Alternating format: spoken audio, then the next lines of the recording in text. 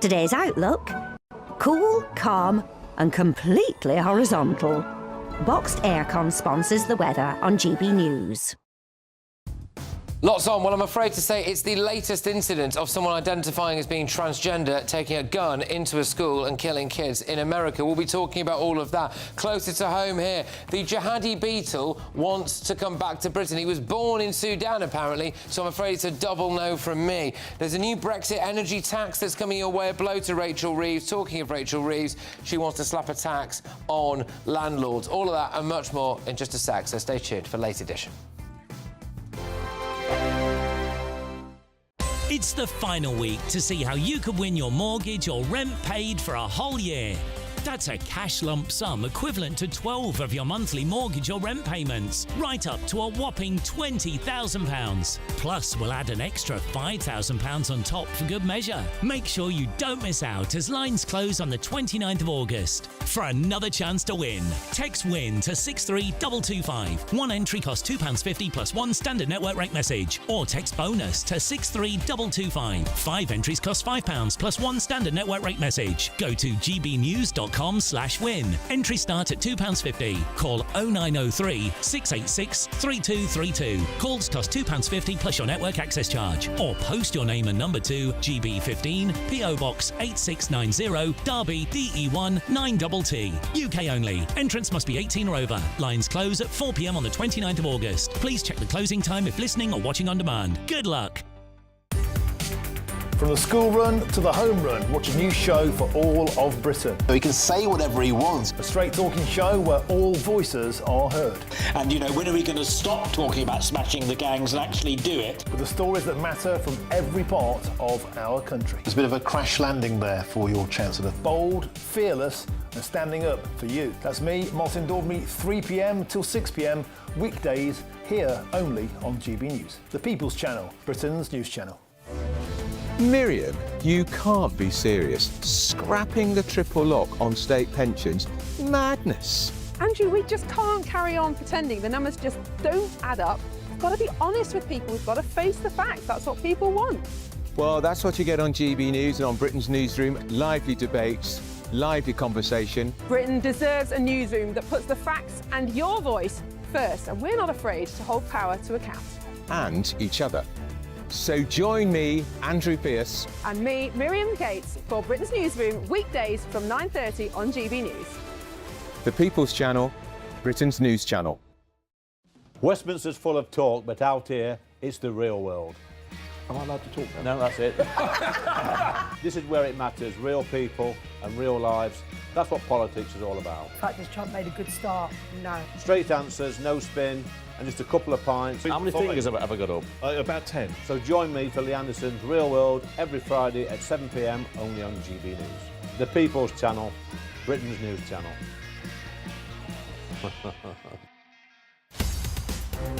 In the GB Newsroom, we bring you the news as it happens. With our team of dedicated journalists across the UK. We're ready to keep you up to date with what's happening every half an hour, every single day. Bulletins here on GB News. The People's Channel. Britain's news channel.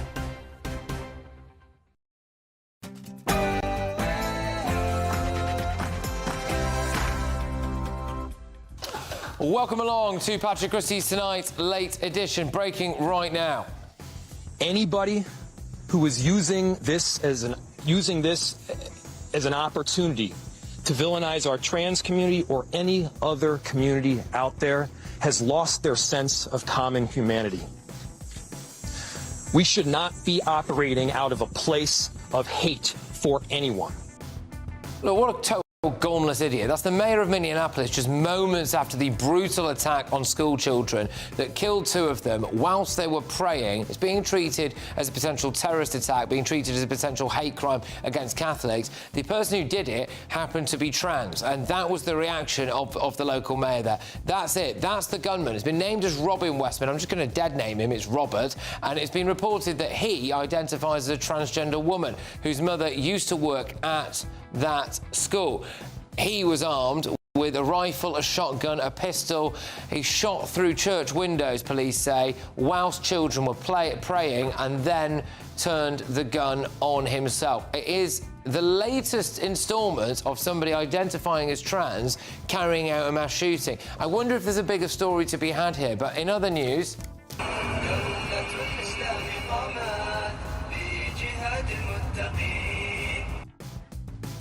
Well, first Oasis did a reunion tour, and now it's the Jihadi Beatles, the sick terrorists who went on to behead a load of innocent people in Syria and help run the caliphate. Well, Jihadi Ringo wants to return back to Britain. Nope. Meanwhile...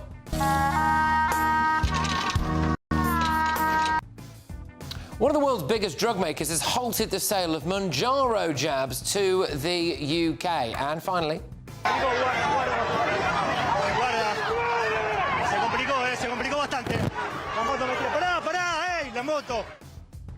Gosh, that was very concerning stuff. It appears that Javier Milei, the leader of Argentina, has been attacked. I'm going to reveal the exact nature of what's gone on there shortly.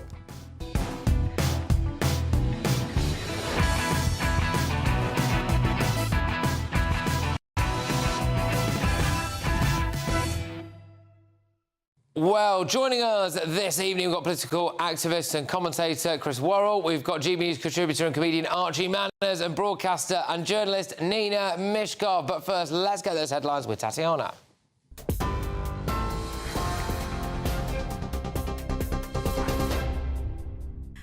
Patrick, thank you very much. A shooting that killed 2 children aged 8 and 10 is being investigated as domestic terrorism, according to the FBI. They also say it's a hate crime against Catholics. The incident happened during a Minneapolis Catholic school mass earlier today. It's the 5th US school shooting of 2025. The gunman has been named as 23-year-old Robin Westman, a male born as Robert Westman. He was armed with a rifle, a shotgun and a pistol and shot through the church windows, adding that he then turned a gun on himself, police say. Police also say he purchased those guns lawfully. Of the 17 others injured, 14 are children. 2 have been in a critical condition. They are all expected to survive. A motive for the shooting has not been established. President Donald Trump has written on Truth Social saying the White House will continue to monitor the terrible situation. Nigel Farage has clarified Reform UK's stance on deportation, saying the party's focus will be on young men arriving illegally to the UK. The Reform UK leader said there's slight confusion over his earlier comments, insisting deporting children is far more complex and families are not top of the list.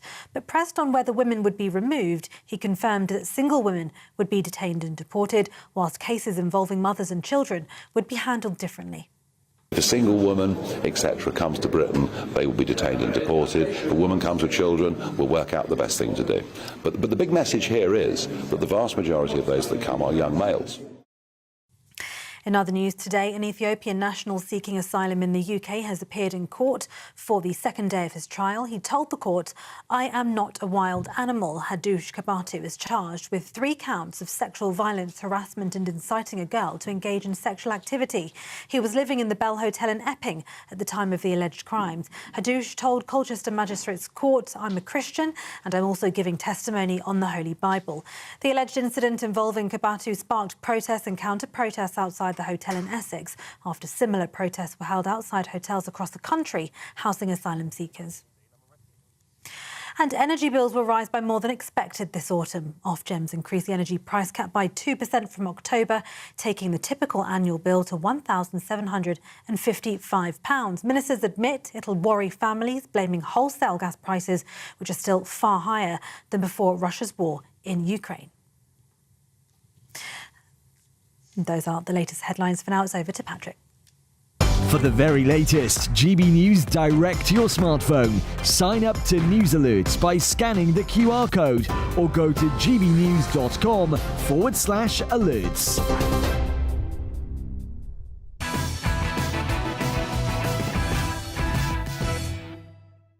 Welcome along to Late Edition. Let's get stuck into Thursday's front pages. We start with The Sun.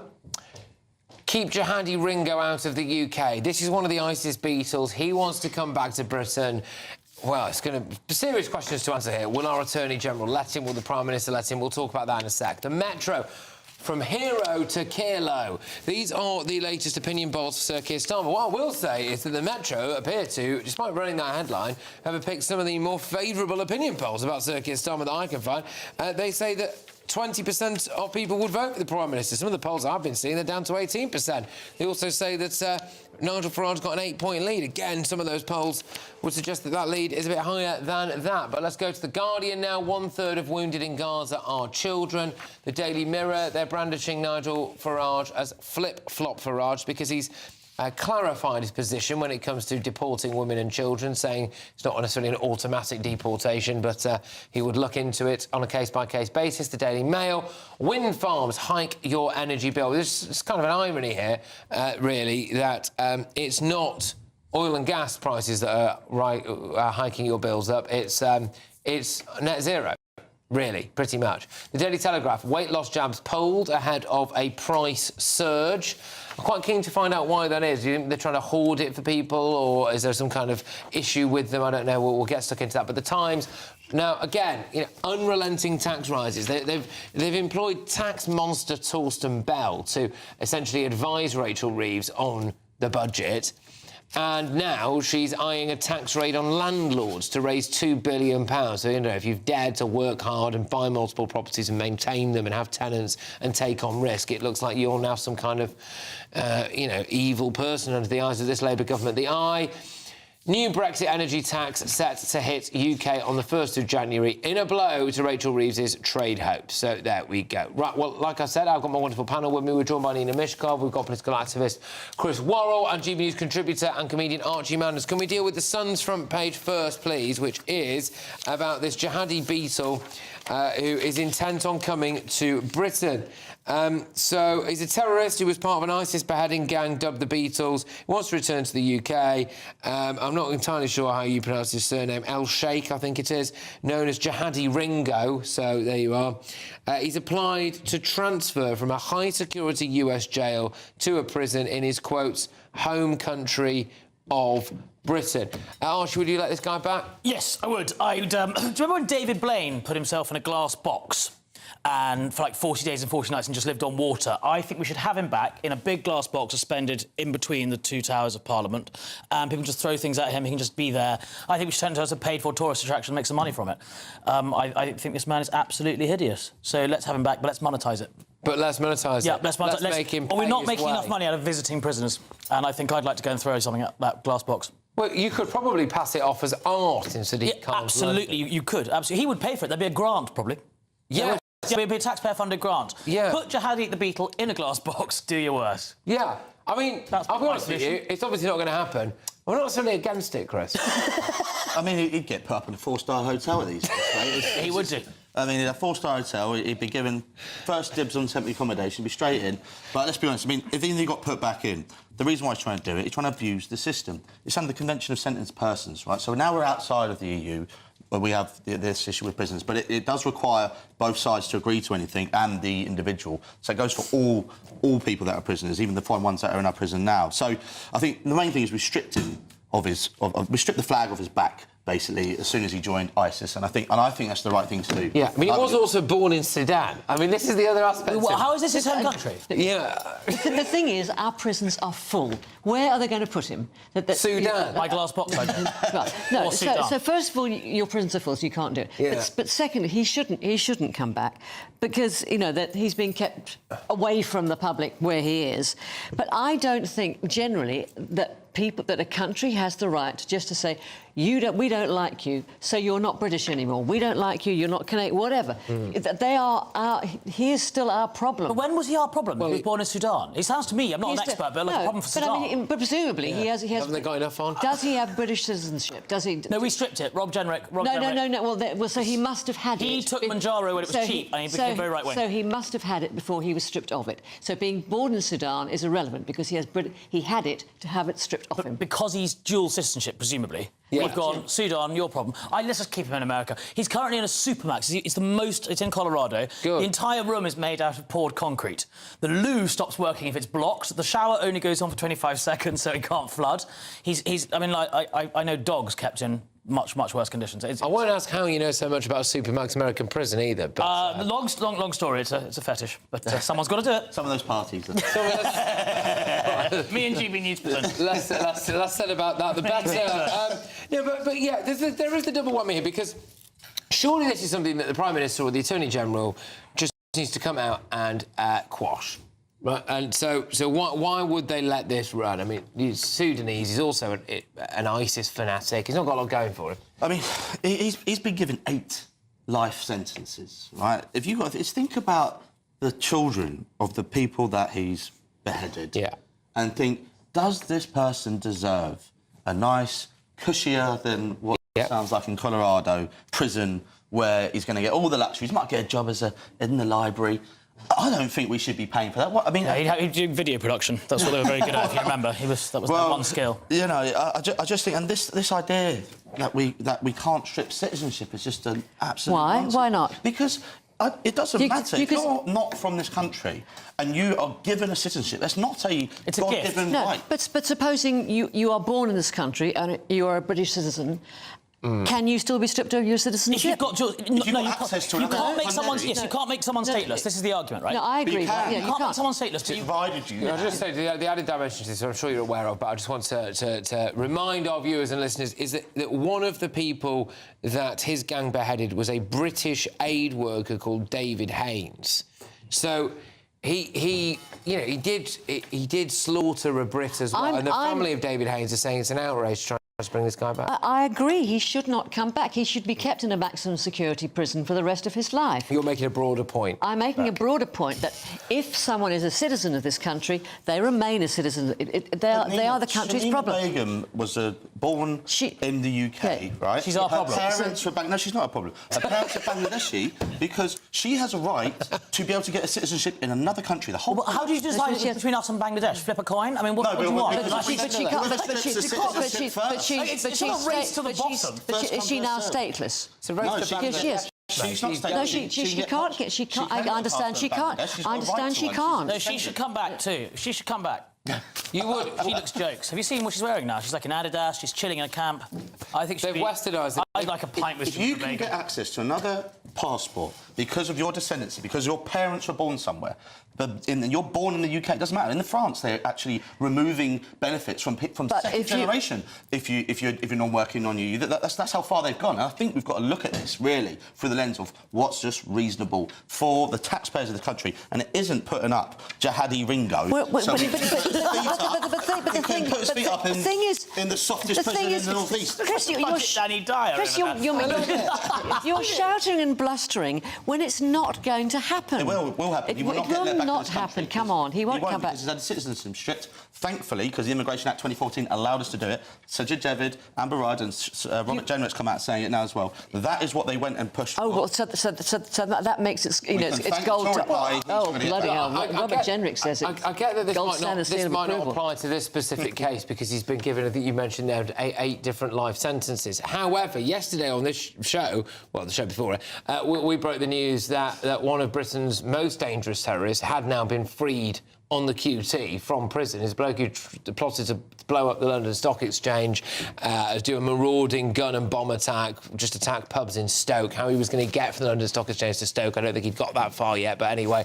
And he was part of the same terror cell as Usman Khan, who did the Fishmongers Hall terrorist attack, and some other bloke as well. So of the 2 people that he was jailed with, 2 of them were released. One then committed an actual terror attack, and the other one was sent back immediately for planning another terrorist attack. We've let him back out now. So my concern would be we let Jihadi Ringo back into Britain, and before you know it, he's not going to start wandering. Angle on that anyway is that it's actually our obsession with wind farms that has made that happen. How's that linked to a jihadi? It's not linked to a jihadi. Oh, I thought you were suggesting Ed Miliband's somehow the 6th member of the Beatles. No, it's an allegation I've not been able to make stick yet. But the iPaper, which is what I was going to say is linked to, is there's a new Brexit energy tax is set to hit the UK on the 1st of January. We'll get a bit more detail on these in a second, but is there just generally a feeling, Archie, that we are being absolutely mullered when it comes to the cost of living in this country? Everywhere you turn, and I think if you look towards the Reform Conference, we're going to probably hear quite a lot more about the cost of living. It's the thing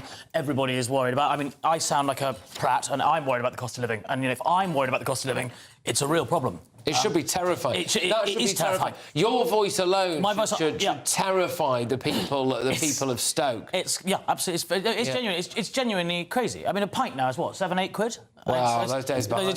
But it's completely mad. Yeah, and a lot of it is self-inflicted. That's what the concern is. Well, it's self-inflicted after 14 years of absolute economic disaster. The Tory party, which you have unbelievably joined... Very good chaps. I'm speechless as I thought of it. Did the Tories invade Ukraine? No. You can't blame... You're going to blame Ukraine and COVID. Ukraine, COVID, Ukraine, COVID. Had inflation down 2%. We're 1 year. It went up to 19% under the Tories. I mean, I can't remember that. No. Exciting. What do you mean you weren't born? What do you mean by that? What do you mean you weren't born? When it was 19%. It's 3 years ago. 3 years ago? Yeah, absolutely. Oh, right, well, I was born there then. Yeah, you was. So what were you implying by saying you weren't born there? This is Labour's obsession with net zero. This is what this is. Net zero is a self-inflicted, massively expensive waste of time. It's not necessarily that, and I don't see... It is. They said today, the Office of Budget Responsibility said that the economic policies are what are causing the increase in prices. Ed Miliband stood up and he said, we're going to make your bills cheaper. Okay, let's let's just deal with the facts here. Yeah. The average bill of a family household with the cap at £17.75 is going up £35 a year. That is £3 a month. And it's £35 more than Ed Miliband said it was going to go up. He said it was going to go down. How? Can I have my £35? Part of the reason it's going up is to subsidise less well-off households. Because the other bills have gone up so much because of net zero, we wouldn't have to do that if we didn't have net zero. Which could be pensioners that we were always screaming about last winter. Well, the other knock-on effects, though, are on everything else, because once energy goes up, you know, things like cost of production goes up, things like cost of food production goes up, everything. Yeah. I mean, there was actually a hairdresser who was being interviewed earlier on. I think it was by Sophie Reaper. I was listening on the radio earlier today. It was good stuff, though. And I felt really sorry for this girl. She said that her energy bills have gone up by 86% in the last few years. She did... Few years, but not the last year. No, a few years. But still... But you can't blame it all on Keir Starmer and the Labour government. Keir Starmer and Labour, but the point is, just as a country, I mean, that is unsustainable. But that also means that things like the cost of food production has gone up. Everything is going up. It's not just the 35 quid now, is it? What the thing about Miliband's plans, I think it was Dieter Helmer sent out a report today. When you look at wind... There are costs associated with stopping it, the curtailment. And actually, when you add it all up, all these curtailment costs are more than gas. So the whole wanting to pour concrete down our gas wells and not explore the North Sea oil, where Norway's finding huge swathes of oil that can bring the gas prices down in this country, and gas reserves, it just shows the madness. Like, we can get to net zero. There needs to be a transition. This whole sort of obsession with net zero, and you're bringing in taxes, like even this carbon... other taxes that they're bringing in. You bring in the coking coal or whatever, and then when you burn it, we get taxed on it. We're like literally damaging, to your point, Patrick, our own industry. Like, why are we damaging all our own industries when having the impact of net zero at the rate in which we're doing it is going to be almost negligible unless some of the developing countries... Yeah, I see. Well, that's what I don't understand. It's literally, we're just punching ourselves in the eye. Well, it's also, I will dare say, by the way, for a period of time, we were not allowed to have conversations like this on national television. People would be screaming at you, going, "Oh my gosh, you know, you need to start getting someone on who's like, you know, I don't know, some kind of like made of hemp from Just Stop Oil, and made of hemp or something like that." But actually now the open window has shifted, and people are going, "Well, hang on a minute, I don't really care about it." I spent 2 weeks undercover with Just Stop Oil for a YouTube video, and they are some of the smelliest people you will ever come across. Really? Yeah, I didn't, because I don't know they don't have an aversion to using water. Well, they've been banned from those parties. Move on, Patrick. OK, all right, coming up in just a minute. Very, very serious stuff. Shift in tone. There's been a huge issue at a school in America, well, a church linked to a school in America. Been a big school shooting, and the perpetrator of that, I'm afraid to say, yet again appears to be a trans person. Also, it's being treated as a potential terrorist offence and a potentially anti-Catholic hate crime. I am going to be speaking to someone who, very sadly, has some experience of a school shooting, and it is the mother of a Sandy Hook victim. Stay tuned. Westminster's full of talk, but out here, it's the real world. Am I allowed to talk now? No, that's it. This is where it matters, real people and real lives. That's what politics is all about. In fact, this Trump made a good start. No. Straight answers, no spin, and just a couple of pints. How many fingers have I got up? About 10. So join me for Lee Anderson's Real World every Friday at 7 p.m. only on GB News. The People's Channel, Britain's news channel.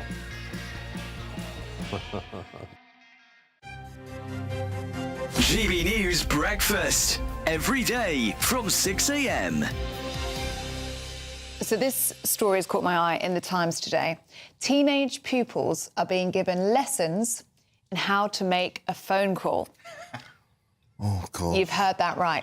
This is from UCAS. This is the University Admissions Service. And basically, if you miss your university grades, you have to get on the phone to clearing and try and negotiate yourself a place at university. Yeah. Teenage pupils these days do not know how to do that, to pick up the phone and negotiate. So schools are having to run workshops where people are being taught, and I quote, how to say hello and knowing that you will need your UCAS lost number. These skills? When has all this happened, and why has all of this happened? Because they don't make casual phone calls. You know how you just pick up the phone and be like, hi, how are you doing? How's your afternoon? They don't do that anymore. They just send texts or voice. I disagree. This is a new thing. Really? I got my brother into university via clearing, by phone, because he was so broken about his grades. Really? That was in 1999. I rang them up and I got him into a better place than he was going to anyway, because there's so much rich pickings to be had in clearing, or there was in those days. Also got the son of the landlord of the pub I was working at. He flunked his grades as well, and I managed to get him in. So I don't think it's about confidence. It's just sometimes if you're going through clearing, it's usually because you haven't got the grades that you want, and you're probably a bit crestfallen. No, I mean, generally, they don't. I mean, I talked to some of my colleagues yesterday who were very young, and their form of journalism is to text and email. It is what it is, and that's what the skills of people of a different generation have. My sports editor, old sports editor years ago, didn't like people who didn't bash the phones, and he called them phone hoverers. Yeah. And that was the worst insult you could have in the office. Well, I remember when I first started in journalism, if you weren't picking up the phone and bashing the phones, you wouldn't come back the next day. No, exactly. You had to have made a certain number of phone calls. GB News, the People's Channel. You want to know what's really going on in the corridors of power? Labour don't know what to do with you half the time, and that makes you quite lethal in the chamber. Get behind the headlines with Chopper's Political Podcast. Join me, Christopher Hope, as I sit down with the great and the good of British politics. We'll see where this ruling takes us. These are the stories shaping our nation. Chopper's Political Podcast, available now on all platforms. Listen in and stay ahead.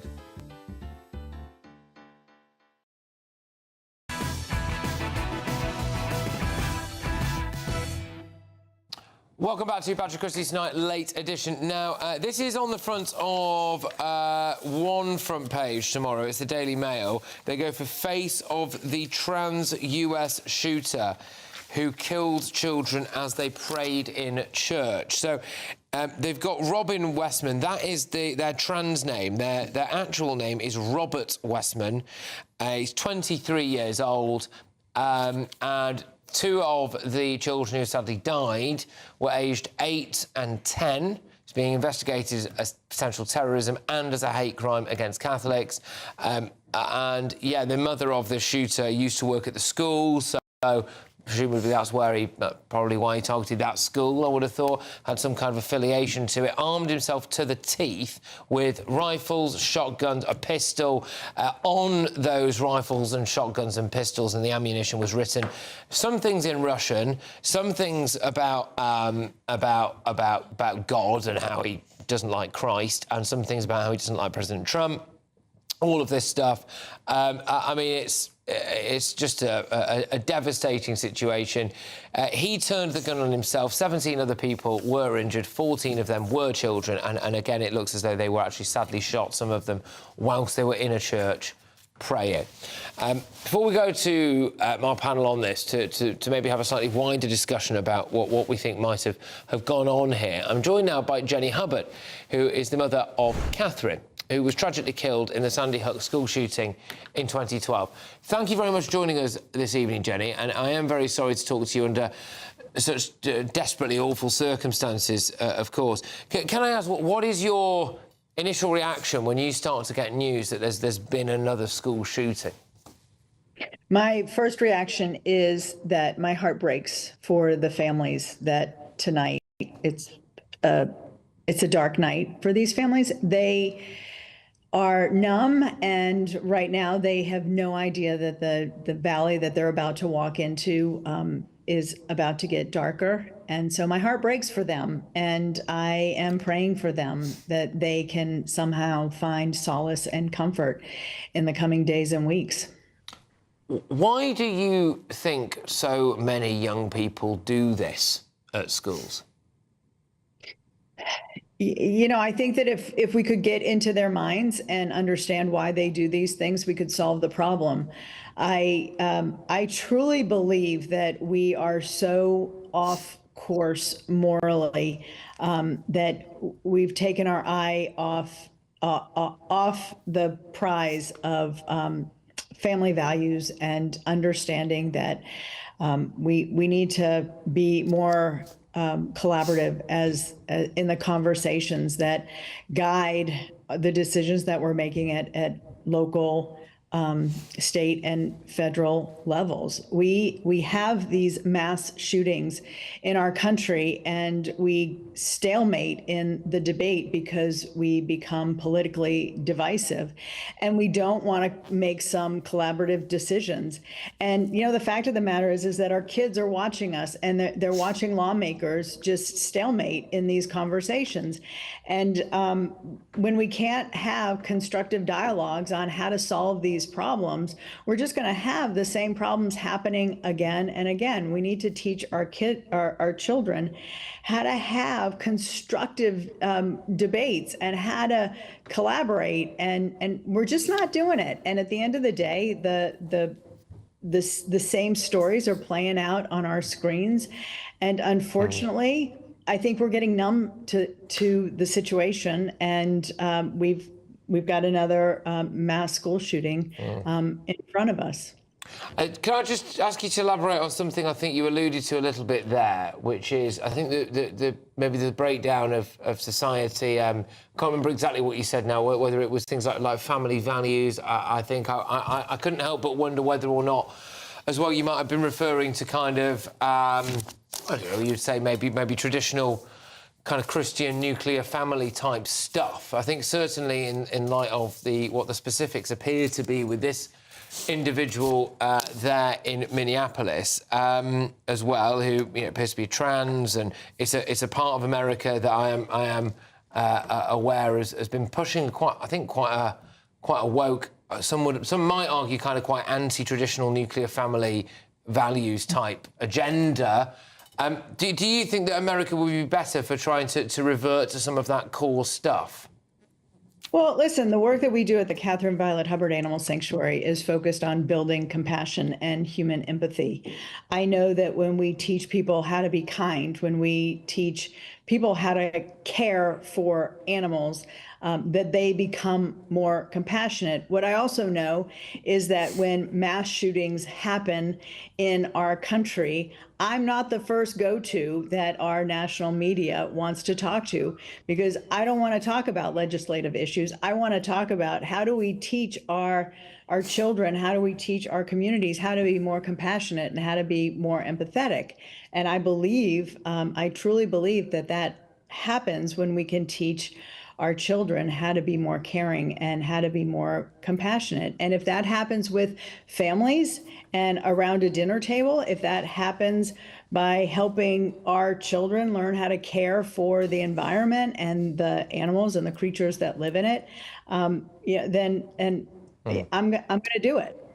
OK, well, Jenny, can I say a massive thank you to you for coming on? I know that well, I don't know. I hope I never find out. I can imagine that it's desperately difficult for you to kind of relive what must have been the worst moments of your life whenever someone gives you a call and says, can you come on and talk about an issue like this? So I do really appreciate you making the time for us this evening here in the UK, and I wish you and your family all the very best. It's Jenny Hubbard there, is the mother of Catherine, who was tragically killed in the Sandy Hook school shooting in 2012. Well, I've spoken to two mothers now of people who were very sadly killed in the Sandy Hook tragedy, and I must say I've been struck by how level-headed they seem, and how it's all about compassion and love and all of that, and that's obviously the way that they have gone about dealing with that, and I do genuinely wish them all the best with that. I do wonder now whether there is a conversation to be had about the specifics of this case, Archie. You've got another case of a trans person in the US taking a gun to a school, and this would appear to be overtly anti-Catholic and anti-Christian as well, given some of what was written on those weapons as well. Is it time to address the issue that potentially has been there is some kind of mental problem amongst certain people with gender dysphoria? I think to draw that conclusion at this stage is far too early. This has only happened hours ago, and I think to draw any conclusion about what's happened in this case is probably a little bit premature. Clearly, there is an issue with all sorts of young people doing these sort of tragedies. I suppose my argument would be actually the issue is probably more around gun control in America than it is. I mean, it's that old thing of guns don't kill people. People kill people. Yeah. I don't think we at this stage can draw out that comparison with any kind of degree of scientific certainty, and to do so would be rather lazy at this stage. I do think, though, I'm just going to play you this clip. This is Jacob Frey, who is apparently the Minneapolis mayor. Now, this is a guy who... A virtue signal is the only way I can describe this, by turning up at George Floyd's funeral and kneeling in front of his casket and performatively bawling his eyes out in front of the world's press. He then stood just moments after this shooting, immediately after it emerged that children had been shot to death. He came out and used it as an opportunity to talk about how, oh, gosh, we mustn't vilify the trans community. Here it is. And I have heard about a whole lot of hate that's being directed at our trans community. Anybody who is using this as an opportunity to villainize our trans community or any other community out there has lost their sense of common humanity. We should not be operating out of a place of hate for anyone.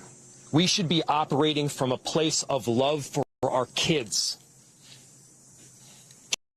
Yeah, well, look, there you go. We'll bring you any more breaking lines that come out of that devastating situation there. But coming up very, very shortly...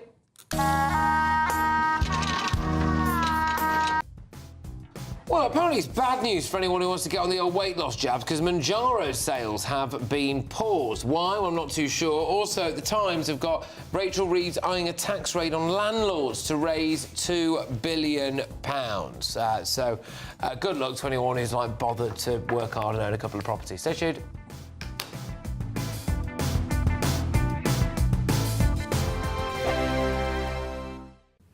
Hello there, good evening. Welcome to your GB News weather update from the Met Office. As we head into tomorrow, it should be a mostly dry and bright start across eastern areas, but eventually turning more and more unsettled from the west, and temperatures returning to average for all. And it's all due to low pressure situated to the northwest of the country, dragging in frontal systems, so more cloud, some outbreaks of rain, and this mostly across western areas, where it will eventually turn more unsettled, clouds starting to spill into Northern Ireland, parts of Scotland, and eventually parts of England and Wales. But across central areas of England, parts of the southeast, any showers easing away, and it should be mostly dry, clear and cool night, a lot fresher than recent nights, lows reaching around 11 to 12 degrees Celsius. So a cloudy, showery start across western areas, and eventually we'll see more of this cloud spill its way eastwards, particularly across Scotland. Some showers moving through into western coast. These may start to turn heavy as we head our way through the morning, possibly even thundery, and fairly similar across Northern Ireland. A very cloudy start, if not longer, persistent outbreaks of rain across western areas, and similar across Wales, parts of Devon and Cornwall, some showers moving through here. But across the Midlands, central parts of England, parts of the southeast, dry and bright, but once again we'll eventually see that cloud start to spill its way in from the west. Longer spells of more persistent rain starting to push into Northern Ireland, and it will start to turn quite gusty, particularly around coastal areas, or if you catch any heavy, possibly thundery downpours, we could see some quite strong gusts associated with this. And it is going to feel like a much cooler day, highs reaching around 22 to 23 degrees Celsius across the southeast. To finish off the week, I'm afraid it is remaining unsettled. Further showers, particularly across Scotland, and also some longer spells of rain across parts of the south and southeast. This too turning heavy and possibly thundery. Most areas of England and Wales are going to catch a shower or two by the end of the week. And that theme is continuing into the weekend, with temperatures once again remaining around average for the time of year. Bye-bye.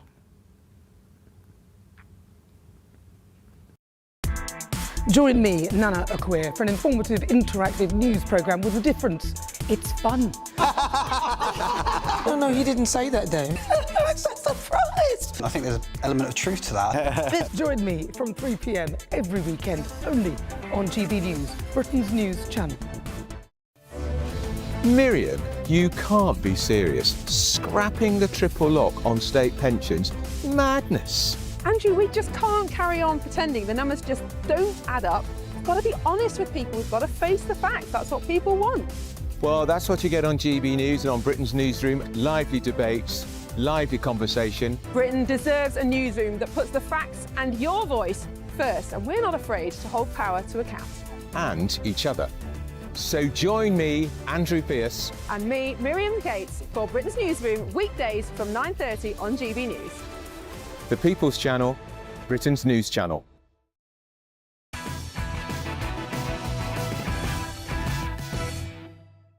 Welcome back. We have some new information for you on the front of the Times newspaper. Rachel Reeves eyes a tax raid on landlords to raise £2 billion. This is to do with charging national insurance on rental income, and quotes, it would not break her red lines. Now, the eagle-eyed and eagle-eared amongst you will remember that in my previous show, I outlined the tax monster Torsten Bell, who is now actually basically supposedly in charge of running this budget. This is another one of his suggestions, and this came straight out of the hard-left resolution think tank, and it looks as though she might be about to do it. They're examining proposals for applying national insurance to rental income in the hope of raising £2 billion. Is this fair? Is this theft? It's a very good scoop from Aubrey Allegretti, who's one of the great journalists coming up with the Times. It's very bad news for Angela Rayner, of course, because she owns, I think, 3 properties. So she's going to be taxed. 2 or 3. Well, it's going. 2. She doesn't own 3 properties. She owns 2. She owns 2. She has the grace and favour. Well, if she rents one of those out, it's going to be a lot more expensive. So I think there'll be a big cabinet battle over this. I wonder if Rachel Reeves might be a landlord. I wonder how many flats she might own, Miss Reeves. I think she looks like she owns a few. Chris, what's your instinct telling you this? Because there is a view on the left, of which you were formerly a member, of course, which is that you have done nothing to earn your rental income. You simply bought a property or owned a property or inherited a property, put people in it, and then you coin it off. That's not really entirely true. Well, it seems like punishing small investors is easier than solving the housing shortage. We've got to look at the tax rises they've already done. They reduced the rate at which you start paying stamp duty. So in April this year, stamp duty costs went up. That made by the RICS, the Royal Institute of Chartered Surveyors, they had a residential survey out, and it just plummeted consumer confidence. We got the housing market has been put on ice because of the tax raises that have come in. Second homeowners, surcharges on that have been increased. They're trying to tax landfill now. So, so even if you're going to build it, you've got every contractor, every builder coming out saying this is going to, like, halt development. They're just scrabbling around trying to just find money down the back of the sofa. Yeah, I think we've got on. But where is the money to come from? Where is the money to come from? Growth. I mean, you know what, if you put a stamp you can't just say growth and things. Well, I'll tell you how you do it. You put stamp duty relief for new builds, that would actually increase the rate of tax receipts, because if you sold more homes, there's more tax to be taken from each transaction. What this does is just stop people wanting to buy property to rent out. It's going to stop people moving. You're going to have people just going to sit here and wait. It's also going to increase everybody's rent, because invariably these landlords will pass that on to the people that are living in their flats. Why is there such a shortage of housing? You can take this straight back to Margaret Thatcher. Don't even... You can take it back to Margaret Thatcher, who sold off the council houses and did not replace Did not replace. She only had 2 children. Those houses did not disappear, replace. did they? They still were there. You had social residents who got on the housing ladder. Why is that a bad thing? No, because you didn't replace the houses that people could buy. But people still live in the houses. They didn't become museums. You don't have to sell exactly. council flats to build new They were still inhabited by people. They are inhabited by people who are just sitting there. They are not. They're not available for people to buy. Let me tell you something that might happen. If Labour's plans to slap a load of capital gains tax on the sale of people's properties goes through, there are large numbers of people who bought a house when they maybe first started having kids, like 30 years ago or whatever, who are now sitting in a house that's too big for them, who will not sell that house if they're going to get clobbered on the way out of it by Rachel Reeves. They're just going to Which is why people my age aren't having children, because none of them can afford to buy a house. You can't afford it. Well, and there's yeah, I won't say that. So anyway, so also I forgot we were on air then for a second. I nearly said something that would have got me cancelled immediately. Oh, I so want to hear that. Just in other news as well on this, is related. So Keir Starmer is a landlord. He's become a landlord since moving into Downing Street. Rachel Reeves is a landlord. She's become a landlord. So she receives rental income for a property. Don't tell me a person called Torsten Bell isn't a landlord. He sounds like a property magnate. Go on. Yeah. Yeah, I was going to say, only one, the house that presumably that he moved out of to move into Downing Street, and the house flat that she had, that she's had to... Well, she could very happily just donate that rent to the Treasury. They will accept it. Fine. That's absolutely fine. So she'll be taxed. She'll be taxing herself then. Yeah, well, she should. Fine. We had a huge housing shortage, right? Like the vacancy rate, the empty homes rate is like 0.8%. It is insanely low. Is it a housing shortage or is it a people massive? Well, I think immigration has played a big part in that. It's undoubtable. I think Onward have done research in this to say it's actually pushed rents up. You can blame Boris Johnson for that, but you can blame Boris Johnson for opening the floodgates to the Brexit and having too many. No, it's not Brexit. I'm talking about Boris Johnson throwing open our borders, and he was the one who said, take back control, and it's suddenly hundreds of thousands of workers, and they liberalised it. You agree with me then? It was Boris Johnson had literally enacted that. Back to the housing shortage point. Yeah. The people are not going to move. They're not going to recover the tax base. Because to your point, Patrick, if you're going to get taxed, massive capital gains tax, you're not going to move. You're not going to get the revenue. Like everyone's warned them that the tax rises they're doing on capital gains on mining residences, on small investors that are just trying to, save for their pension, on first-time buyers by reducing stamp duty. It is tax. And there's no reason why I left the Labour Party after all that. Because, you know what, I haven't got anything left in the pocket, and I've got to pay for childcare. Yeah, no, but it's a point. I think we're slightly at a breaky point. OK, well, look, when we come back, there's still a couple more papers we haven't touched on. The Daily Mirror is accusing Nigel Farage of flip-flopping over his comments about whether or not he'd really be deporting women and children. Also, the Metro have got from hero to kilo, which is Sir Keir Starmer's popularity or lack of. But I'm going to be revealing what happened next here.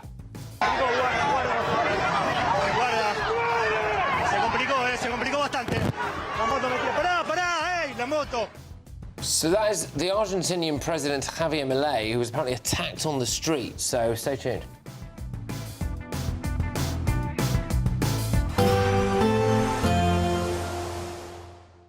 I forecast a perfect holiday in the sun. Weather looking good then? For sure, and no worries about our travel insurance. All Clear Travel Insurance sponsors GBNews Travel Destinations Forecast.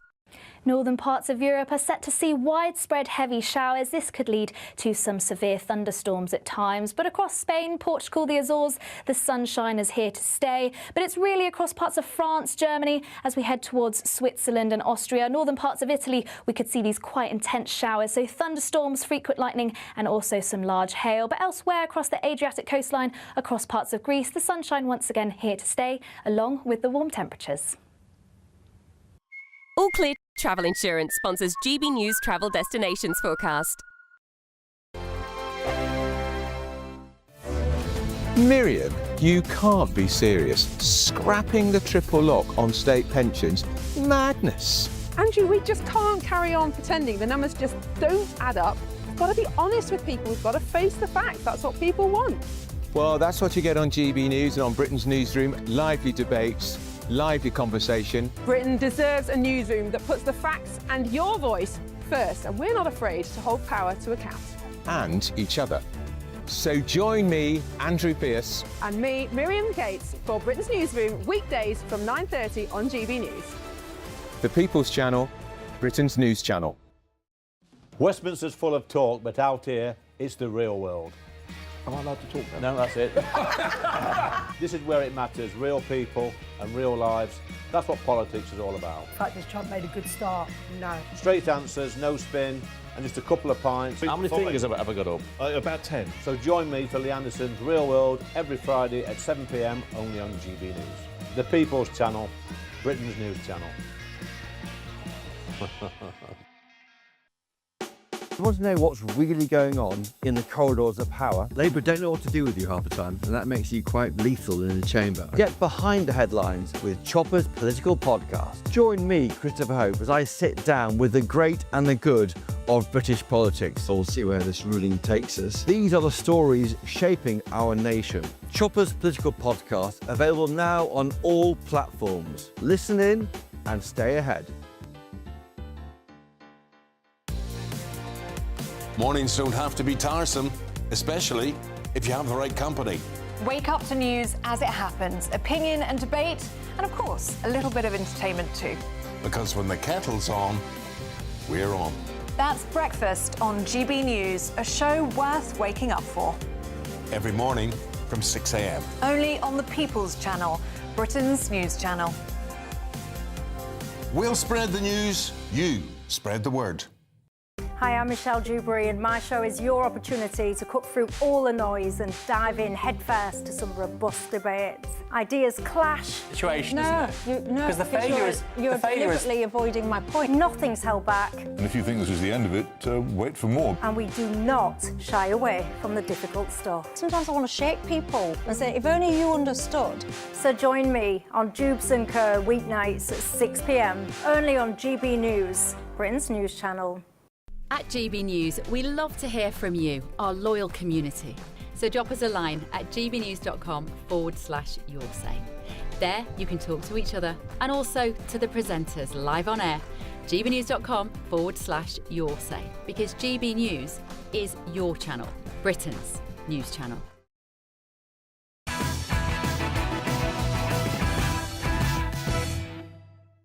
All right, OK, so welcome back. Now, this isn't on any of tomorrow's or in today's, if you're watching us in the morning, front pages, but I wanted to bring this to you. Argentina's President Javier Milei was evacuated from a rally in the capital of Buenos Aires after protesters threw rocks at him.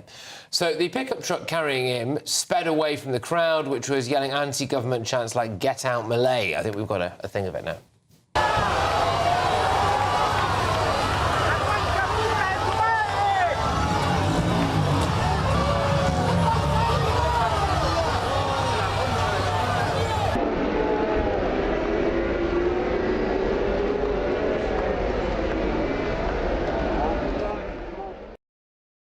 So after the incident, Milei posted a picture of himself giving a thumbs up alongside his sister and a congressman, and said that the opposition throws stones empty of ideas, turning once again to violence. I think I probably would have sounded better in Spanish, actually. I hope so. Yeah, one of those ones where you Google Translate it and it's not quite there, is it? But several people in Malay's inner circle, including his sister, are involved in a corruption scandal over allegations of bribery in Argentina's Agency for the Disabled. That's low. Bribing disabled people, you know? Disgusting, isn't it? Disgusting. Anyway, yeah, Javier Milei, has it gone pop? I don't know, wait and see, but at least he made it out alive. Let's just only on one last front page. It's the Daily Mirror. It's flip-flop Farage. So Farage did his big thing yesterday, big announcement, we all know what it was, and he slightly rode back on it and clarified, anyway, that women and children will not necessarily be automatically deported. He said that it will be more difficult to deport women and children, especially families. The men will go and the women will be done on kind of a case-by-case basis. Like the Titanic. But backwards, I guess. Yeah, well, what do you make of this? I mean, did he need to soften his position? I don't know, necessarily. It seems to me he doesn't think he has softened his position. He seems to think that he kind of said this yesterday. He's clarifying it. He calls it clarifying it. Yes, yeah. but the thing is, he is the most consummate politician, and his communication skills are second to none. And yet he said almost nothing. I mean, he was asked 4 times in a row by journalists, would you send somebody back to a country where they're going to be be tortured, and he just evaded it each time. So I think he's had to come back on this. He's had to, because otherwise it sounds completely inhumane. And you're talking about sending single women back. What if it's a single Afghani woman? You wouldn't send a woman back to Afghanistan for God's sake. Do we not just realistic and pragmatic about this, do we not kind of just know exactly what he means about stuff, which is that, like, Well, I don't know if we do. I think we do. I think it's like, when you look at the boats coming across the channel, the ones that are stacked full of young men who've come across though he's just going to get rid of those. 10% of children. 10%. It's quite, you know, you talk about, OK, the majority are males, but 10% of children, and you have to have a policy. You have to, and he doesn't have a policy. And he'll get to that, but his primary policy is about detaining the 90%, which are young men of fighting age. Well, and you're discounting the women. The 10% are children. OK, well, three quarters over the last, I think it's 5 years, have been men, and then 16% were classed as children. So, yeah, there are some. You have to have a policy. But, like the rest of his policies, they are not properly thought out. Right. They're just communicated as a great big. He's harnessing hatred.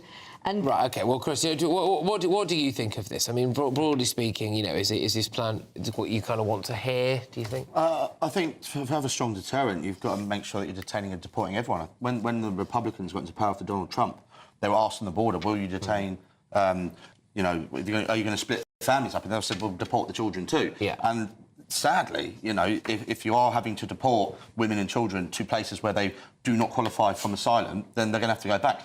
You know, it's a bit of a sort of loaded question to say, are you going to send to where you're going to get tortured? Yeah. Your likelihood is you would have been granted refugee status. Well, quite. Let's be honest. Not necessarily. Not necessarily. Why would you go back and get tortured?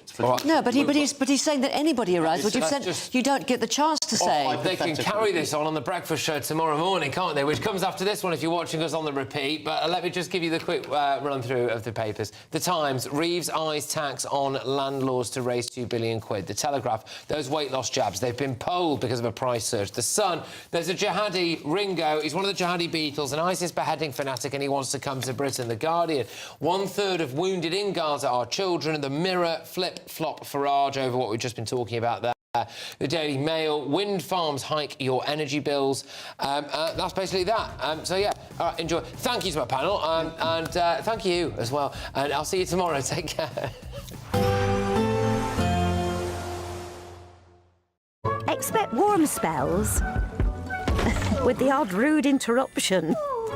Box Boilers sponsors the weather on GB News. Hello there, good evening. Welcome to your GB News weather update from the Met Office. As we head into tomorrow, it should be a mostly dry and bright start across eastern areas, but eventually turning more and more unsettled from the west, and temperatures returning to average for all. And it's all due to low pressure situated to the northwest of the country, dragging in frontal systems, so more cloud, some outbreaks of rain, and this mostly across western areas, where it will eventually turn more unsettled, clouds starting to spill into Northern Ireland, parts of Scotland, and eventually parts of England and Wales. But across central areas of England, parts of the southeast, any showers easing away, and it should be mostly dry, clear and cool night, a lot fresher than recent nights, lows reaching around 11 to 12 degrees Celsius.